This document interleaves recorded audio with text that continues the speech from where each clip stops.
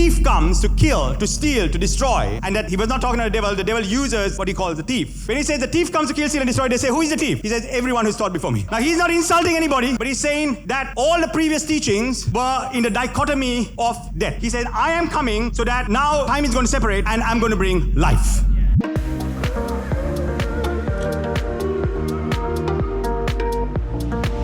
Heard the word of immortality. Okay, immortality preached, and actually, since Kobus preached it way back when, and when he got a lot of fire, got under a lot of fire for doing that, and we preached it as well. Every single message we preach is based on that, on the word of immortal life, and that doesn't mean living forever in your flesh. It doesn't mean that. It just directs you to the heart of God, that His heart for you is life, and that more abundantly. He has placed eternity in your hearts, not because He's wicked, that He's going to take it away in 60, 70, 80, 100 years, because you are an eternally created being. Okay? And so all this that we're doing now is it's not about going to heaven or anything like that. It's about a dwelling place and a place that we all belong to. And so as we are now, we can grow and continue in the land of the living. In the land of the living. And there are different theories about the afterlife and let's not even go there. We don't even need to. There's so many people fighting over eschatology. Honestly, I would rather spend my time preaching about life. Preaching about life, okay? Because there's a lot of people getting ready to just leave and go. Leave and go. And with that kind of mentality, you see, when we started preaching immortality or abundant life, it changed our lives. I mean, wow, the ones who were there would always testify. You'd walk into a meeting, you'd hear this word, and I'm telling you, I know the word is alive. Hebrews 4 says the word is sharp, it's powerful, it's living, it's sharper than a two-edged sword. It pierces to dividing asunder between soul and spirit. It discerns. It's so, I don't know how else to describe this living word. It's not something that is static, written in a book that we read out and you feel a little woozy, I'm inspired. It is piercing you. It is planting Himself, God, in you, so that you are now quickened and shaken and transformed. That's why it's called living. It's potent, it's seed, it's powerful, it's mystical. It's not some linear poem on earth. Okay, it's not even just the scriptures written on the letter written on paper, on whatever. It is alive. And the biggest mistake people make is the separation, the polarization throughout, everything. Everyone's looking, what side are you on? What party are you in? Is it law or grace? Is it Jew or Gentile? Is it old or new? Is it this or that? And yes, okay, those differentiations have helped us. But we mustn't forget that God is one. Oh, church, the Lord your God is one. We must not separate God and science. We mustn't. The church has done it long enough. Haven't they learned? Look back in history. You will see, and sometimes you look back and you're like, can people not look back and even just read of the history of the church and how it lost its power? If you did that, you'd repent and see, oh my God, God is one. God is one. Just because you have a bad relationship with your father, are you giving up on fatherhood? Just because you had a bad business, are you going to stop business altogether and move aside? Where are you going to run to? Where are you going to go to? Do you think that there's black and white, there's this side and that side? Do you think there's a place for you to escape to? Or are you in the oneness of who God is? Just because church has hurt you, are you going to run away from church? Are you going to give up on church? What is redemption? What is this message? Who is this God that we believe in? When science and people, the whole world is developing, learning, pressing in, gosh, can we not see God in that? Or are we so, I don't want to use the word blind or just, sometimes, big-headed, that we think, no, it has to originate from here. Where do you think those people originated from? The Lord your God is one. There is no other God who went and, we were created by this God. Oh no, we were created by this God. He is the God of all. And if you can move out of your blinkers and stop seeing differences and just trust in God's plan, okay? Leave your theology, your doctrines. I mean, you can have that. That's good foundation. But don't let it blind you from the fact that your Lord and God is one. Okay? So today, I want you to stay stirred up and ready, because this word is going to come and pierce your hearts, and it's going to plant itself deep. And I'm telling you, your body, this mortal body will be quickened unto everlasting life. Are you ready for the word? Wow. Are you ready for the Sunday message? Then get ready for the harvest of life.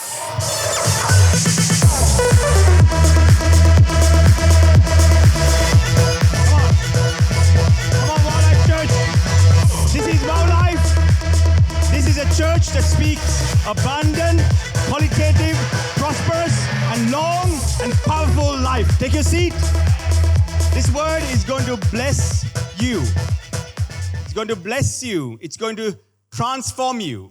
Trust me, this word that we preach is not something that we've got yesterday or today. We've got this from prophets who spoke these words, who were ready to give up their lives for these words, who were ready to give up and compromise their dignity in the world just to speak this word. You understand that? So it has cost people, and because it has cost people, we have to honor that cost. Are you ready? Wow. Yeah? And so I want you to be you. I don't want to keep reminding you, okay? I want you to be epic.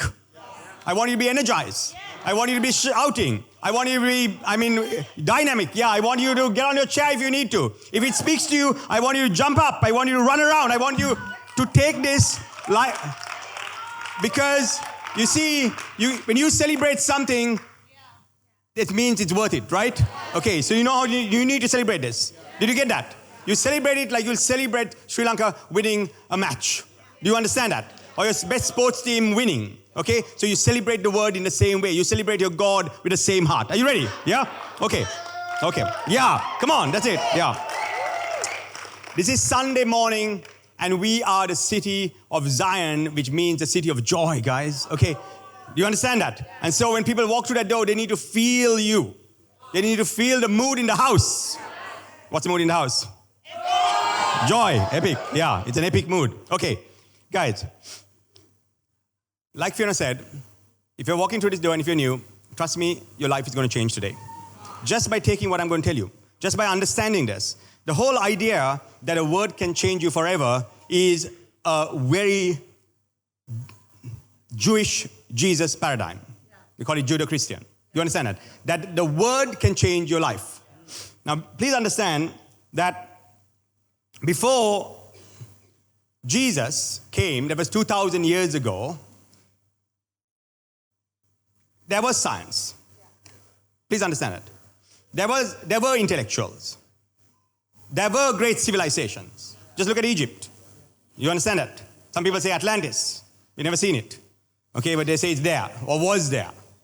Okay? Egypt was there. We see the remnants of a great civilization. Do you understand that? But after Jesus came, I'm trying to explain something to you. Something happened to mankind. That's why we call him Lord. Literally, time split in two, AD and BC. Now they're trying to change it all around, and they've probably changed it. Okay? But the fact of the matter is, for 2,000 years, it was after death and before Christ. The cross really meant something. It split the ages in two. So if you don't understand that Old Testament became New Testament, what is the crux of that? The crux means the cross of it. What does it mean to believe in Jesus? And you'll realize that the old was done and the new came in. That's why we say Jesus. The name that was never been able to be mentioned, the name of God, was now given a human name. Do you understand that?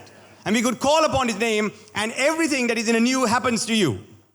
So let's put it like this. I'm going to say it very simply.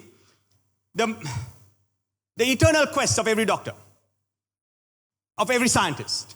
Why they go to the laboratory in the morning? Why they look at bacteria?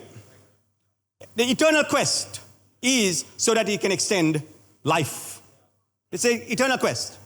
Do you think that our God, if he was God, didn't have an answer for the most eternal quest of every single man? Come on, I'm just asking you. Okay? So John 10:10 says it like this. Now, can I have John 10:10 up there? Says it like this. And I want you to understand it, so we're going to start off with this.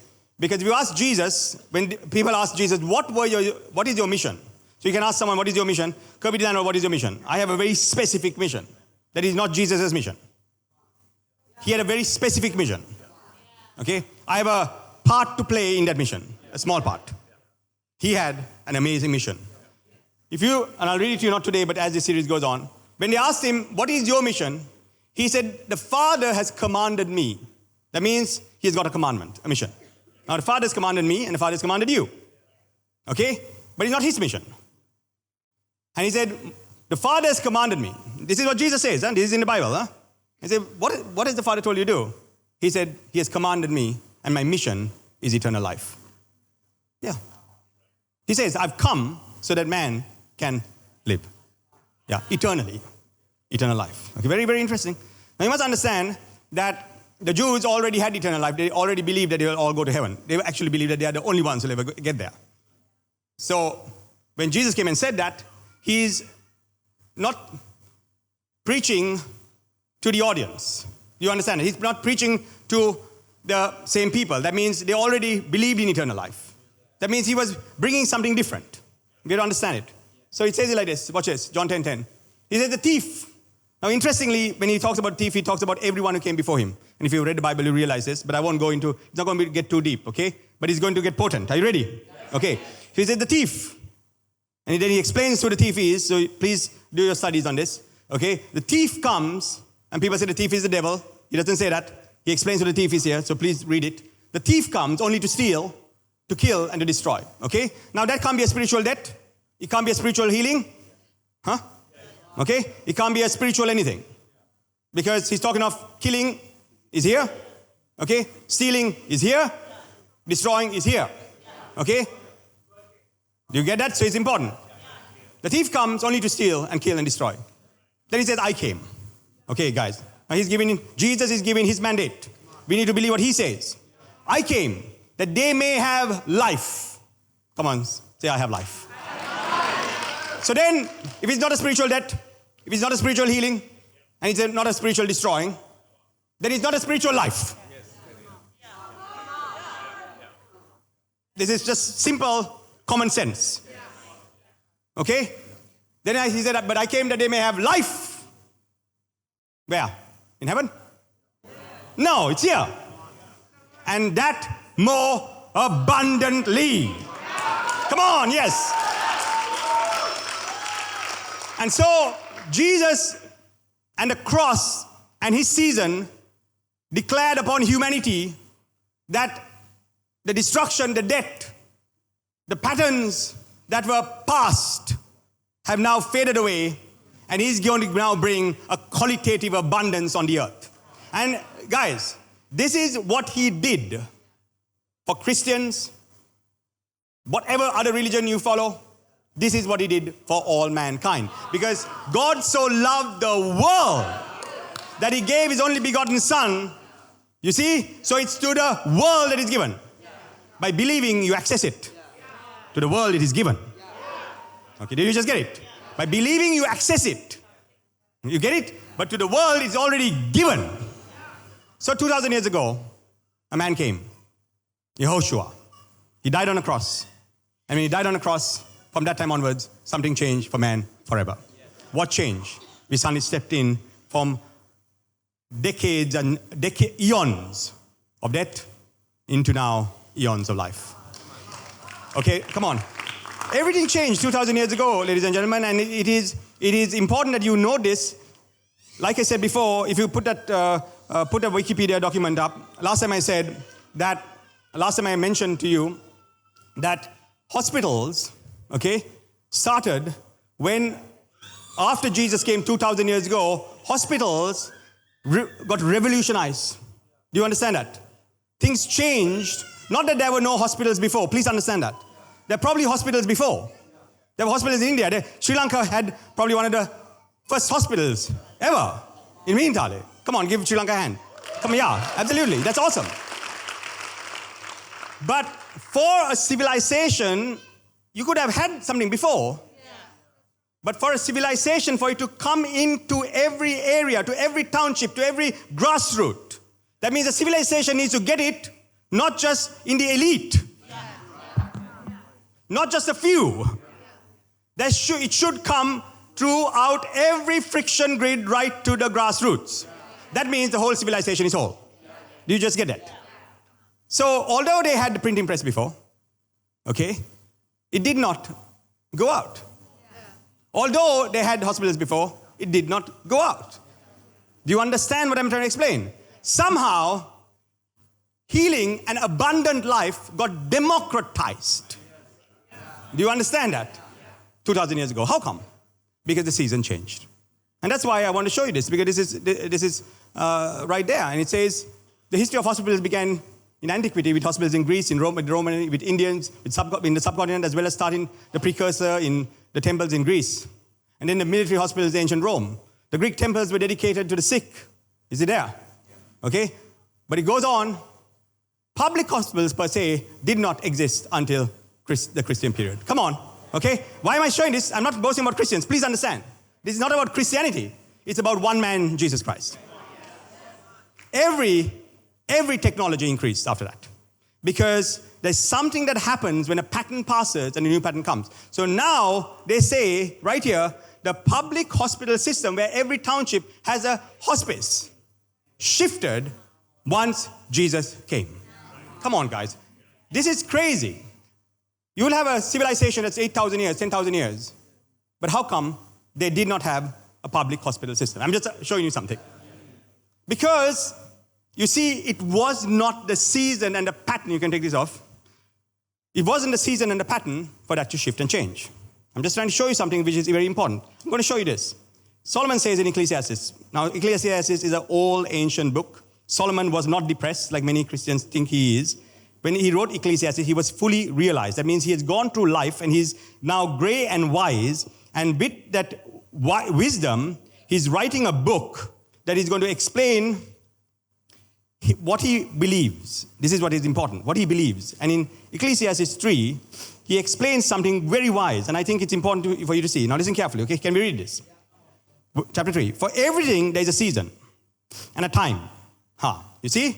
And this is from Genesis 8, where it says that seasons and times will be forever on the earth. There's seed time and harvest time. Say seed time and harvest time. That means it is good for you to know that there is a season for everything. Okay? And then you can understand patterns. Prophets understand patterns. When you see a pattern means you'll realize, oh, this is the time now. It is the financial crisis. It might not be the right time to invest. Or it'll be the right time to invest. You see, understanding the times and the seasons make you extremely profitable. Okay? So he says this and in beautiful poetry. And so Solomon writes, a time to be born. For everything, there's a season and a time. I like this one. For every matter under heaven. That means it's under the heavens. That means in the earth. Okay? A time to be born, a time to die. A time to plant, a time to pluck up what is planted. A time to kill and a time to heal. A time to break down and a time to build up. A time to weep and a time to laugh. A time to mourn and a time to dance. A time to cast away stones and a time to gather stones together. A time to embrace and a time to refrain from embracing. A time to seek and a time to lose. Is it there? A time to keep and a time to cast away. A time to tear and a time to sow. A time to keep silent and a time to speak. A time to love and a time to hate, ladies and gentlemen. Okay? A time of war and a time of peace. Everything on the earth has times and seasons. Okay, what's your time? What season are you in? What pattern and cycle are you in? When you identify that your natural man, what cycle and pattern your natural man is in, it is very important. Because where I'm going to will explain something, how you can get out of the old patterns and the times. There are patterns and times, seasons and times, okay? Under the heavens. What gain has a worker from his toil, he says. It's very interesting, okay? I like this last part here. This is chapter 3 now, okay? This is in chapter, you go into verse 10. I've seen the business that God has given to the children. Do you want to read this? Here. 10, 11, 12. I have seen the business that God has given to the children of man to be busy with. He has made everything beautiful in its time. Also, he has put eternity into man's heart. That's good. Okay. Yeah, you just get it there? So he says, man, there's always been seasons and times, but he did something with season and time. That means there's a time to live, time to die, time to plant, time to sow, time to have joy, time to dance. But he put eternity, no time, into man's heart. Eternity means no time. Get it? Okay, why is he explaining? He says everything is according to patterns of times, but in man's heart, the machine of the heart is timeless. Why did he place it there? Because he realizes that as long as the earth remains as seed time and harvest time, and you see Jesus do strange things. The prophet asks strange questions. He says, can the earth be born in a day? He says, can a man bring forth in a moment? So he says, can the 9-month gestation period, the prophet asks, can you do away with it? He's asked the question. What's the answer? Of course, yes. So if someone has told you that it's time for you to be sick, you're getting old. These are those days, no? Of course, yeah. You'll have a little back pain, and you can't sit here, and you're the knee pain and all. It's part of this time, no? It's part of your season, no? Huh? Okay?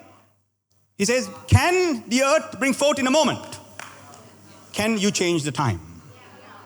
Because eternity is set in your heart. And so this is very, very important, because if you don't understand the seasons and the times, because seasons and times, when Jesus came, it was a particular season and a time. You must understand there was a star in the sky. Okay? That signified that the season has changed. Do you understand that? Okay? If you understand a little bit of, we'll go there as we go, maybe Tuesday or next Sunday. I'll explain to you the natural seed and the spiritual seed. In fact, I'll take you there right away. 1 Corinthians 15, I'll just show you a little bit of it, and we'll go deeper in maybe on Tuesday. Okay, 1 Corinthians 15. Just turn to 1 Corinthians 15. I'm going to show you something, okay? This is a spiritual principle, one of the many spiritual principles in the Bible that many people, if they don't get this stuff, they miss out big time, okay? Watch this simple spiritual principle. And I'm going to show you that this is talking about seed time and harvest time, just for you to know. So I'm going to read a little bit of it from here.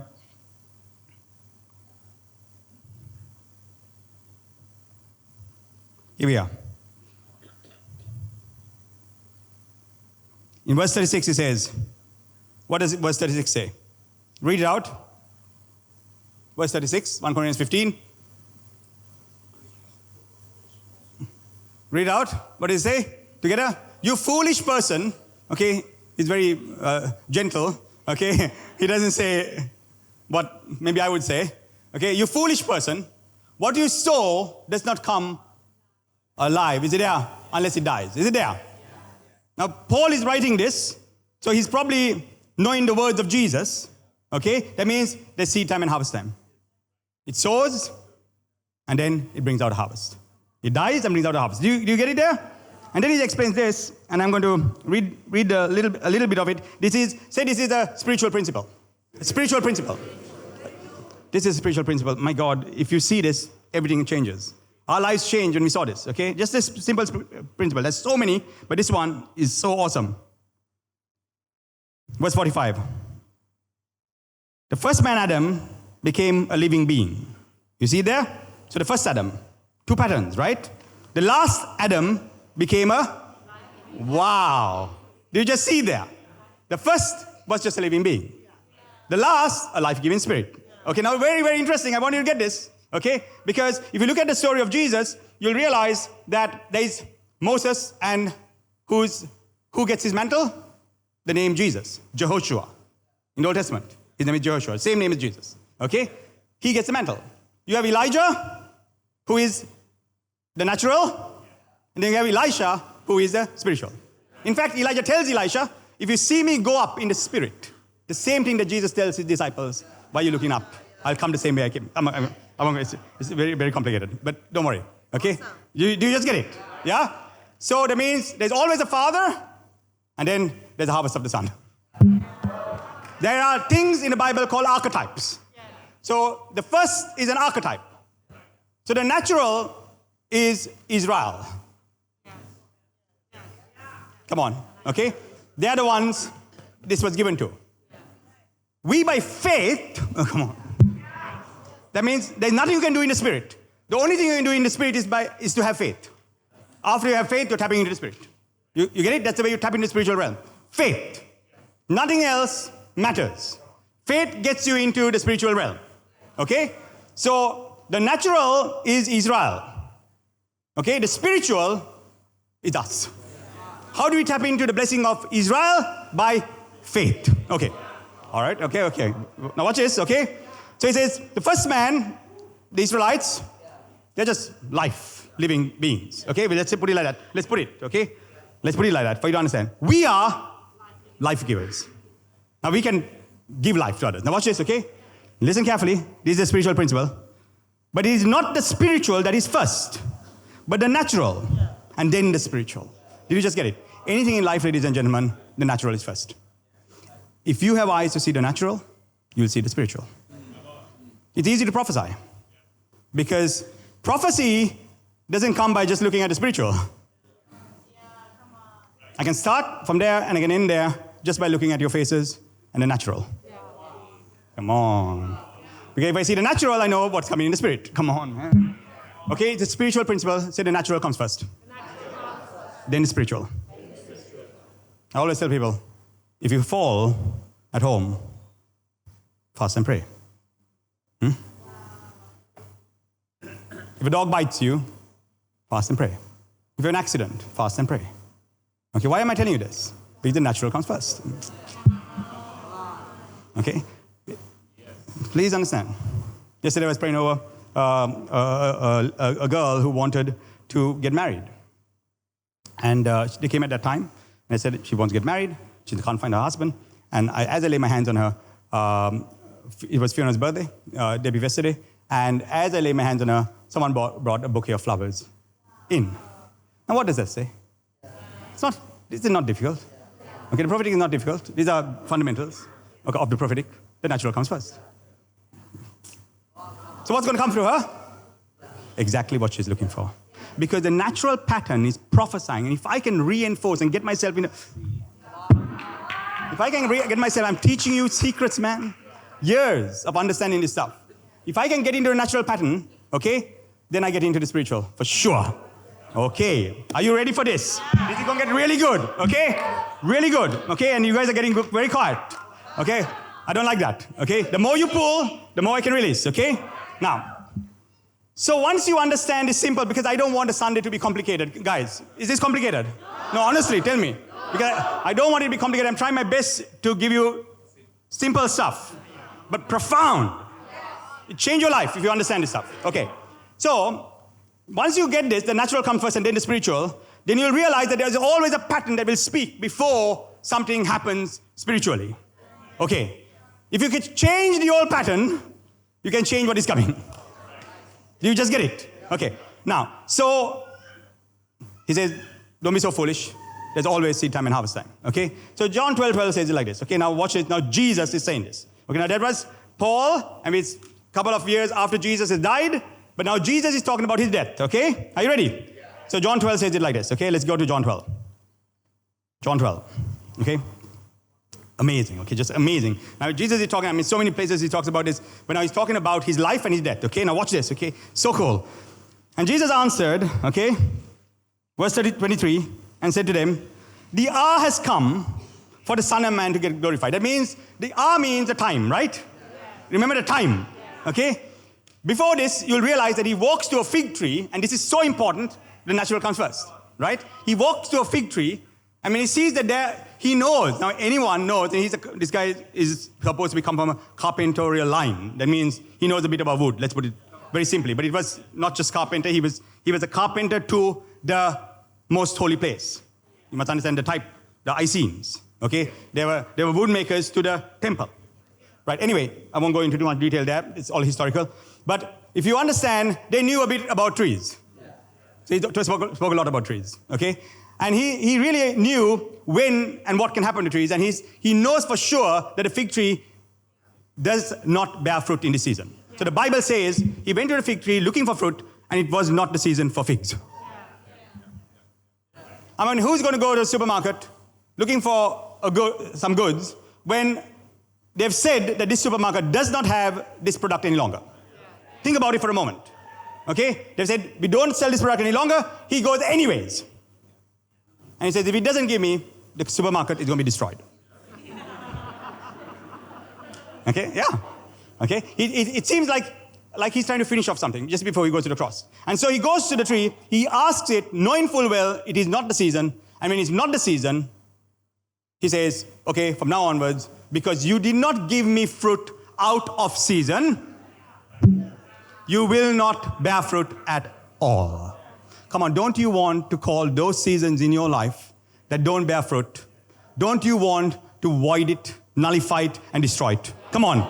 Is there a season in your life that you think, okay, it's that time again? Here we come, December, and oh my God, December is not such a great month for me. There's some people like that. Or this is another season, and I can see the pattern coming in this season. No!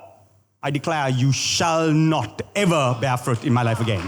Come on, don't you want to have the power of the Son of God to destroy seasons that do not give you fruit? Come on. That's what this is about. Okay? So you have to understand that the seasons, the yugas, that's in English you call it the yuga. The yuga is about to change. And he says, I've come so that man will have, the thief comes to kill, to steal, to destroy. Okay? And that he was not talking to the devil uses what he calls the thief. And if you look at that, John 10:10, I pray, go home and ask who the thief is. And people say it's the devil, but he's talking about all the teachings before him. He's talking about all, John 10:10, I'm telling you. He's talking of every teaching that came before him. I'm going to say it again. I'm going to say, I can show it to you, but I'll show it to you on Tuesday, okay? When he says the thief comes to kill, steal, and destroy, they say, who is the thief? He says, everyone who's taught before me. Now, he's not insulting anybody. Please understand, he's not insulting anybody. But he's saying that all the previous teachings were in the dichotomy of death. He said, I am coming so that now time is going to separate and I'm going to bring life. Come on. And I'm going to bring life more abundantly. So therefore, do you understand? I just want you to understand. I mean, we in Sri Lanka and different people across the world, especially people of the East, we talk so badly about the West. Okay? Come on, okay? Now, I value my culture. Okay? But we can't throw the baby and the bathwater out. Come on, guys. Okay? We can't throw the baby and the bathwater out. You must understand that every university, from Oxford to Cambridge, to Harvard, to Yale, okay? Every Ivy League, there were schools. There were seminaries. They started off as seminaries. The education system, there were schools before in India, but it did not become a revolutionized public issue. Do you understand that? Where science and education became such an important part of it. Like I said, the Gutenberg press, when it came out in the Protestant Reformation, you must listen to Jordan Peterson. Jordan Peterson has a superb documentary, and maybe at some point I'll show it to you guys. But it's a documentary, and it's called Logos and Literacy. And it's about how 2,000 years ago, after Jesus came, science took off. And as much as we think that science and Christianity and church, there is a contest, that is not true. Science began from Isaac Newton to Francis Bacon, who the scientific method was made by Francis Bacon. And they were studying in the Oxford and the Cambridge. Do you think they were studying science there? When people like Francis Bacon went to Oxford to study, and Isaac Newton went to study, were they studying science there? Gregory Mendez, the father of genetics, DNA, all that we know today. Was he studying science there? No, he's studying the Bible. Isaac Newton wasn't studying science. Oxford was a place where he studied Bible, theology. And Christian naturalism means that they taught on the creation while they taught you the word. There was no contest. And therefore, every single Ivy League, was a seminary. And the best scientists came out of it. The best education systems came out of it. 2,000 years ago, I'm not talking about Christianity. I'm talking about after Jesus. For the whole world. And that's okay. That's okay. Because once you understand, when Jesus came, everything changed. If the Egyptian civilization was so great, then we should see it around. In 2040, they say that science will have something called longevity escape velocity. Means that man might be immortal. Just think about that in 2040. Okay? And that happened in the last 2,000 years. Just get this. They say man has memory, the genes for memory, for 600 million years. I'm just trying to show you a bit of science. Okay? Man has had memory, the gene for memory and studies for 600 million years. This is new science. Okay? I'm trying to show you something. 2,000 years, 600 million years, you compare a million years is a long time. 2,000 years ago, they suddenly have an explosion. They had everything before. An explosion of science. An explosion of everything. How? Come on. Trust me, in China they had the first press, and they wrote all the books. And there were books that were printed before Gutenberg democratized the Bible. But Gutenberg is the one who got it out, and everyone got it. The whole world got it. Before that, in the East, in China, they had printed their sacred books. But the context was that silence is what will illuminate you. You see, when Jesus came and the Jews came, they said, the Logos illuminates you. You see? So the two are different. So one causes a spread of it. The other causes an internalizing of it. Do we need both? 100%. We do need both. But do you see that the yuga changed? We're not saying one is greater than the other. Please understand that. I'm saying that 2,000 years ago, it became, we need to hear to now get it. The Logos. It's all one. So I'm trying to show you first the natural, then the spiritual. If we don't identify the past, we can't get to the spiritual. So please get it. I'm trying to show you something now. Okay? Now watch the Jews. Okay?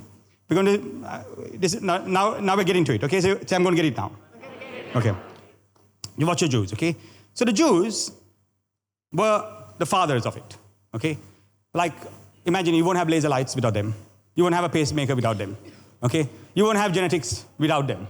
Genetics means all the genetic, or everything that you know with genetics, from plants, from agriculture to humanity, you won't have it without the Jews. Watch this. This is before 2,000 years. You won't have, these guys are so cool. We won't have Google. You understand the impact of Google. Okay? You won't have, we could have done without this, but still, everything in the latest technology is nuclear. You won't have nuclear without the Jews. Do you understand that? So, you talk about every technology, 30% of the science prize is given to Jews. Okay, watch this. I'm going to show you something. First, the natural. You see? First, the natural. So what are they doing? What are these Jews doing? What did the past give you? The past gave you something. Okay? We stand on the past. First, the natural. Now, do you just get it? You won't have, before the word, you need to have Thu Wa-Bohu, silence. First, the natural. Come on. We are not separating ourselves. I'm trying to show you that God comes into a pattern, into an earthen vessel. If it's first the natural, and the scientists, the top scientists, all Jews, which is now the model that we are using for us as Christians, okay? Then, now, Jesus came and he poured out the spiritual, what we call the spiritual, an abundant life. Then don't you think that the natural pattern is where we need to start from? I'm trying to show you about abundant life. So, Christians don't like doctors. They don't want to go to hospitals. They don't like science now when they started it off. Okay?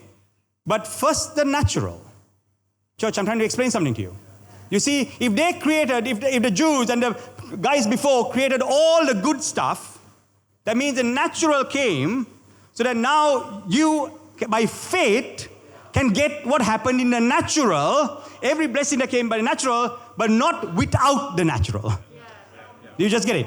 It's by standing on the pattern of the fathers, you can now enter in.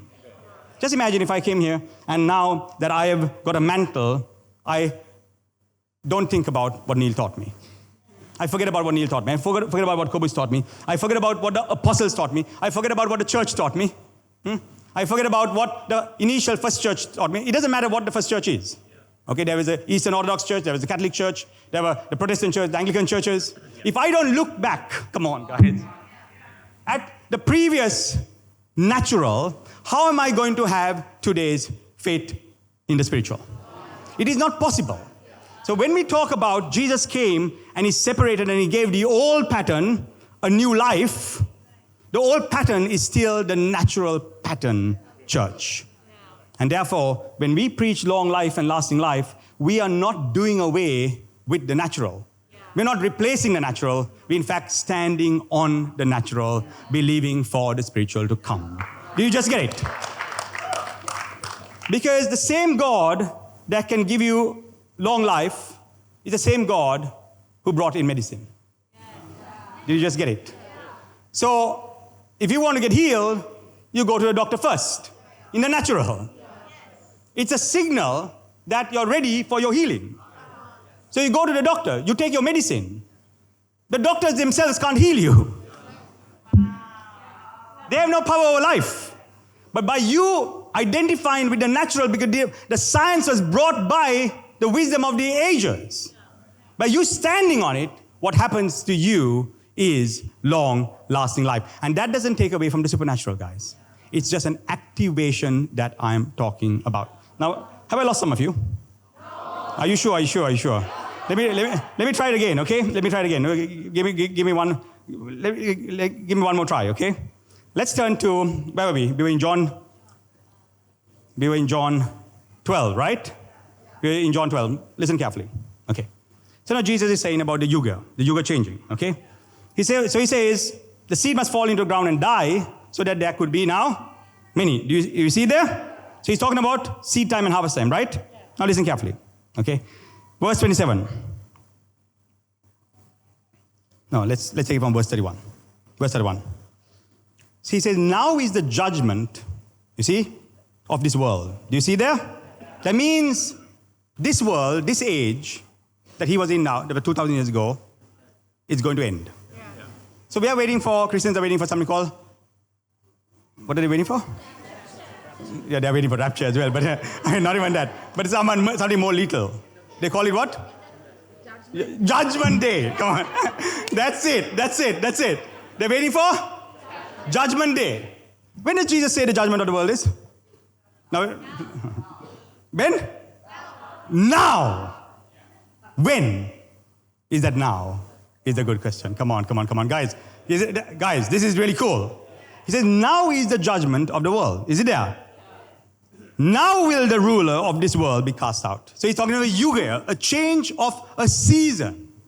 Do you just get it? It means a new age is coming. Not the new age what people talk about, but a new age, a new yuga is coming. And he said that whole world now is the judgment. When is that going to be? And he explains it. And guys, if you understand the cross, that is shifted, the kingdom came. A kingdom lost came. Death was past. The devil destroyed. Life was given to you and me. The more we are waiting for something to happen, the less we can apprehend it for us right now. Come on, man. Now is the judgment of this world. Now the rule of this earth is going to be cast out. Are you ready? And I, listen carefully, when I am lifted up from the earth, I will draw all people to myself. So when was that? Ladies and gentlemen, he says, as Satan is lifted up, as the serpent is lifted up in the wilderness, so will the Son of Man be lifted up. Okay? He says, talking about the cross, his death and his resurrection. And he says, then I will do this. And he says this. He said, what is he talking about? To show what kind of death he was going to die. Is it there? So he's talking about the cross, right? No one can dispute that the judgment of the world he's talking about is the cross. Okay, do you get it? Yeah? Now watch this. So the crowd answered him. This is a bit deep. We'll take a pause. This is a bit deep. It's a Sunday morning, okay? And I need you focused, okay? The next one becomes really deep, so I don't want to go there, okay? Okay? I don't want to go there. I don't want to. I don't want to. Because you need to be able to really handle it. How are you doing up to now? Because this is like crazy, right? I mean, I'm telling you stuff, but I'm reading from Bible, right? I'm not reading from some strange book. Am I correct? Yeah. Okay, I'm reading from your Bible, okay? I know it's stuff that maybe as a Christian that you've not heard before. I'm really sorry about that, okay? But don't you want a change in your life? Come on. Don't you want what Jesus really gave you for everything that Jesus gave you to come to pass? Don't you want that? Is the church, my question to you, has the church globally, have you seen the power that you're supposed to see? Are you seeing it? No, you're not. Can we believe in the words of the Bible? I'm not asking you to believe in something else. This is written in English. Thank God for Gutenberg Press. They got it out in English, but no more in Latin. It democratized it. It didn't give it to an elite. Jesus wanted everyone to know the right. We call it human rights. He wanted everyone to have human rights. The human rights. That a man will be glorified. That the Son of Man will be glorified. So, unless you understand what he's saying, we're going to believe in the Old and never believe in the New Testament. A yuga passed. A generation passed. The natural came. They did great things. We stand on the foundations of the natural, but believing now that God will empower us spiritually. And therefore, if the Jews and our fathers, we by faith say our fathers are the Jews, by faith. So he's given us a model of the natural. You in Sri Lanka will say, well, we had a first hospital, okay, so many years ago. I said, okay, that's the natural, right? Okay, good. Okay, good. Good that you're Sri Lankan and you had a first hospital. That means now, what can happen? Do you just understand that? If the first model, the natural, comes first, then if you believe 2,000 years ago that Jesus came, and he didn't come for Christians, please understand, he came for the world. And when he came, he was sown, the seed fell to the ground and died so that there's going to be a new harvest. And so now from that time, science and everything shifted and changed. Do you just get it? And they brought in, like the Jews, the very Jews who God came through, brought in all the science that you have today. Isn't it strange? One nation bringing all the science. Strange. One nation bringing all the science. Think about it. From genetics to nuclear bombs to everything created by these guys. From the pacemaker you're wearing. Created through Google, which is unbelievable what Google did. It's unbelievable the impact that Google has done. You understand that? So then, if the natural did it, then by faith, you take on a new season because Jesus came. The Jews are still looking for a Messiah. They don't believe that he's the one. By faith, you take the inheritance that God gave them. So are we going to stop science? No. Are we going to stop the natural? No. In fact, we get all of that by faith, and then we go on for greater, not because we are Christians, because we are believers. It's not about a race or a religion. It's about a time and a season. Do you just get it? Okay, now watch this. So now is the judgment of this world. Now will the rule of this world be cast out. Okay? So he says, when I am lifted up, it's going to be a cross. Like this. And the seasons change. And the seasons are going to change. Okay? And if you believe that previously, everything that came before was talking about death and destruction. Every understanding, including Judaism, was talking about death, the afterlife. Okay? When Jesus came, he's talking about this kingdom now. What was lost was the dominion and the strength of man. What is given back is the dominion and strength of man. Therefore, you can be a genius again. You can think again. You can be creative again. The world became creative. It's not just given to believers. It's given to every single person. One man, Jesus Christ, came. The first Adam came for every single man. The last Adam came for every single man. And it changes everything. And the Spirit now is poured out upon all flesh. That means every single person after 2,000 years ago can be a genius. Every single person 2,000 years ago can think again. Every single person 2,000 years ago you have the Elon Musks of the world. If 600 million years of humanity having memory and thinking didn't take us to Mars, and in 20 years, in your lifetime, you're going to see people go to Mars, something happened 2,000 years ago. I'm trying to explain. This is very simple. It's not complicated. Something happened with this man Jesus. And so when we say yes to Holy Spirit, we're saying yes to the Spirit of resurrection, power, and life. And that is why medicine advances. That's why science advances. And yes, we give it to one man who came and said, it's going to happen. And he says, the judgment of the world is over. Now the ruler means that those rulerships are going to be cast out. And now he comes in and he gives a new season. Now watch this, and this is so interesting. And this is deep. Very deep. I'll go there on Tuesday. Okay? But the next verse justifies why he's saying this. Okay? But I'll go there on Tuesday. But I'm trying to explain seasons and times. If you don't know why you believe in Jesus, or why you need to believe in Jesus, okay? Whether you believe in Jesus or not, times have changed. Okay? When you see doctors, when you see healing, when you see science, you'll realize that after Jesus came, the world changed forever. Now, you can get into that pattern of the old. And as you get into the pattern of the old and find a church, okay? Church is not over. Church is not over. When you find the old pattern, you're tapping into the earthen vessel that the new can come into. We don't throw away the old to get to the new. In fact, we take the old, we stand on the old, we wear the old, and then we believe for the new. You don't forsake the Father, okay? People forsake Jerusalem, they forsake the Jews, they forsake their forefathers to try and get to the new.